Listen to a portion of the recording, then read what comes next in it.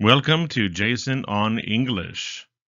Let's look at long listening by request. Parks.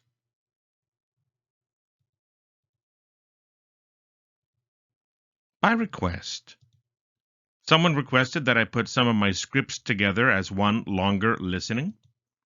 I've decided to join all of my scripts about amusement parks this time. I've made small changes, so it's not the same as before. The scripts will be on the screen as I speak. So you can read them as you listen, or you can just listen, or you can just read. I will try to read naturally and conversationally. If you have any requests about a listening topic, a grammar point, or anything else related to learning English, please leave a comment anytime. If you have an interesting story about amusement parks, feel free to leave it in the comments below. I would love to read about it. Now, on to the listening. Amusement parks. When I was 12 years old, something amazing happened. My family went to Disneyland in California. It was my first time leaving Canada, my first time flying on an airplane, and, of course, my first time going to Disneyland. Disneyland always seemed so far away, impossible to get to. Taking a trip like that was a dream. I cannot believe my mother took 5 children there by herself.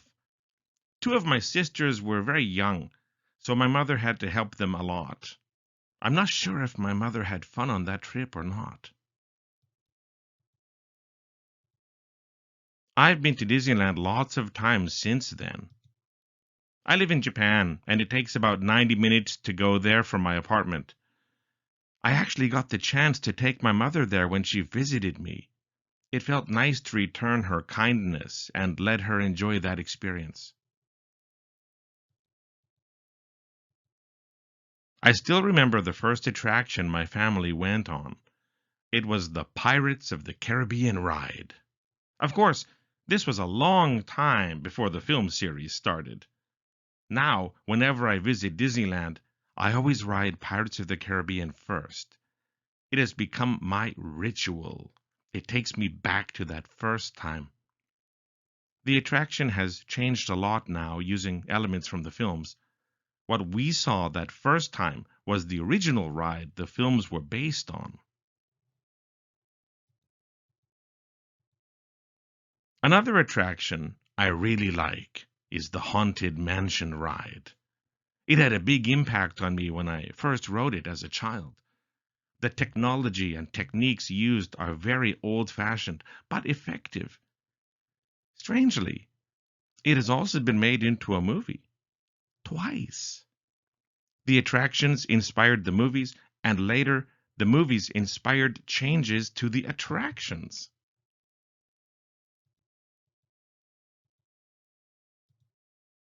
I tried Space Mountain for the first time in Japan.